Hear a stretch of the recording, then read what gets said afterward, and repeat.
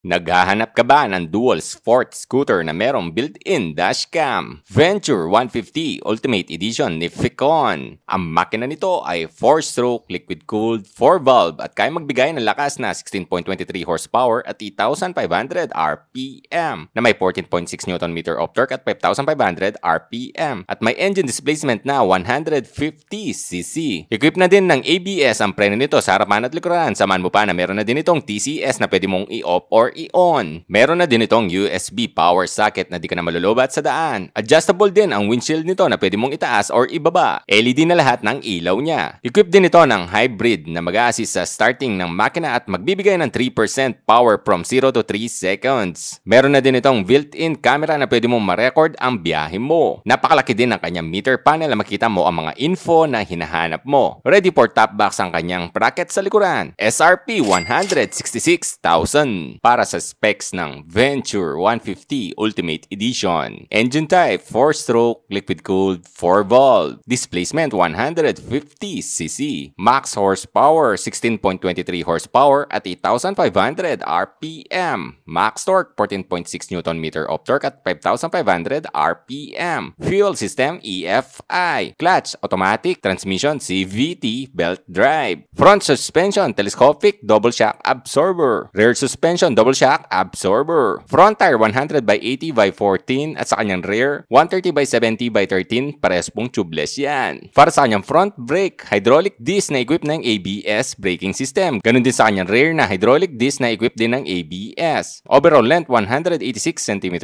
Overall width 74 cm. Overall height 80 cm. Wheelbase 1,324 mm. Seat height 800 mm. Ground clearance 165 mm. Curb weight 155 kg. Fuel tank capacity 9.3 liters. Para sa kanyang installment, ang SRP niya ay 166,000. Down payment 33,200. 24 months 7,858. At sa kanyang 3 years, 6,013. Dito yan sa may Moto Hub, Mexico, Pampanga. Dito sa may ilalim ng CLK Building. What's up mga soy? Nandito tayo ngayon sa Ficon San Fernando para i-vlog tong Ultimate Venture 150 mga soy ni Ficon. Meron na tong camera, so pwede mo ma-record pag nagbabiyahe ka sa harap at sa likuran mga soy. So goods na goods. At susubukan natin si type niya side kung 510 or INSIM na 32.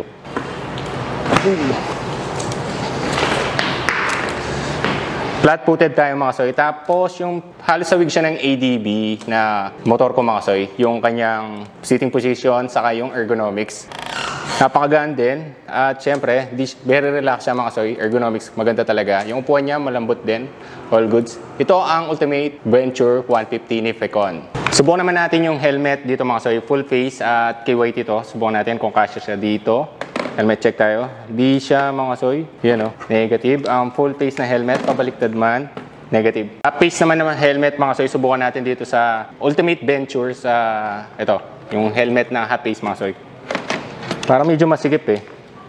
Negative. Pag ganyan, dito baliktad rin natin. Baka magkasya.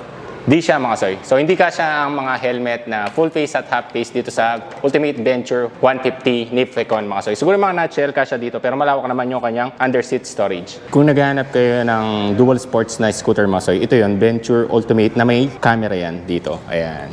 Napakangas talaga ng mga ilaw ni Ficon mga soy. Ayan o, halos projector yung ilaw nila, ganyan yung design niya. Tapos meron siyang DRL dito. BADB. ADB daw siya mga soy. So, BADB. Siguro Venture ADB. At meron siyang camera, ito sinasabi ko. Yung fender niya, okay din. At meron pang takip ang inyong suspension. Telescopic yan. Tapos may reflector pa. ABS yan. Tubeless na yung gulong mo. Bali dual sports siya. 110/80/14. CST siya mga soy. So, all goods to. Makunat talaga yung CST na gulong. Napakalinis rin ang kanyang inner fairings mga soy dito. Side profile, halos hawig siya ng sticker dito ng ADB na mga soy, no? Honda. Tingnan nyo yung sticker niya dito. Medyo hawig siya dito ng side profile. TCS, meron na rin siya. Yung rubber dito mga soy, okay na okay to kasi ayan, no? Kapit na takapit yung sapatos mo. At may logo siyang ADB dito. Ayan, no? Pati dito, may plastic lang to mga soy. Tapos dito yung pinaka tank cap mo or tank mo mga soy. Ignition niya, keyless siya. At meron siya ditong idling stop to eh. Automatic sa off mo. Meron siyang TCS off and on. Meron siyang hazard. Ilaw. Pwede rin siya patayin mga soyo. Starter button. Hand grip niya. Okay rin, no? Tapos meron pa siyang end bar na chrome yung dating. Parang na may tablet sa kanyang LCD or TFT siguro to mga soy, ano, napakalawak. Siguro okay rin na malaki yan kasi meron siyang camera para makita mo mga soy, no? So recording, may da-download ka lang yata ang app para magamit mo yon. Doon sa handlebar niya, halos hawig siya ng ADB at meron siya dito ang Fecon. Ayun. Dito meron siyang back seat. Ito mga para select dito sa mode niya mga soy. May passing light din siya. High beam, low beam siguro to. Turn signal left, right. At busina. Adjustable yung preno mo mga soy. Kagandahan nito, meron siyang adjustable hanggang 1 to 4. So depende kung may klisi yung daliri mo mga soy, pwede mo siyang ilapit sa'yo. Pagdating dito, meron siyang naka-emboss na logo na Fecon mga soy. At yung footrest ng yung back ride, okay rin. Pati yung kanyang liquid cooled, ito mga soy, napakalaki, napakaganda rin tingnan. Yung kanyang heat guard ng kanyang exhaust mga soy, napakaganda rin. No? Ito, hindi siya Showa brand pero halos parang hawig siya. No? Wala lang siyang brand mga soy, pero meron din siyang baso. Okay, siguro sigurado yung ano nito, play ng kanyang suspension sa likuran. Yung kanyang taillight, ano, parang Wonder Woman yung dating. Tapos meron kang CCTV dito. Camera dito mga soy. Yan. So, pwede mo magamit to kung sakali mabangga ka or may aksidente mga soy. All goods to.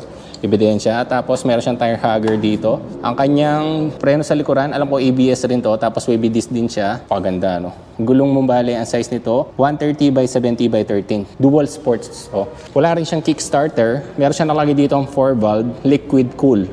Tapos, meron siya ditong hybrid Fecon. Fecon na naman siya dito. Ayun yung ano nyo, tingnan nyo, buo pa siya dito. Tapos yung upuan niya, maganda rin yung stitch niya mga so itong white to. Okay na okay. Tapos ito yung pinakalob ng underseat storage niya. Yan. So hindi kasya yung mga full face at half face na helmet dito. Side stand niya, maganda rin quality, no? At ito yung pinaka side profile mo. Yan. Ito ang Venture Ultimate, 166,000 mga soy. Dito yan sa may Fecon San Fernando. Ito, adjustable din to mga soy.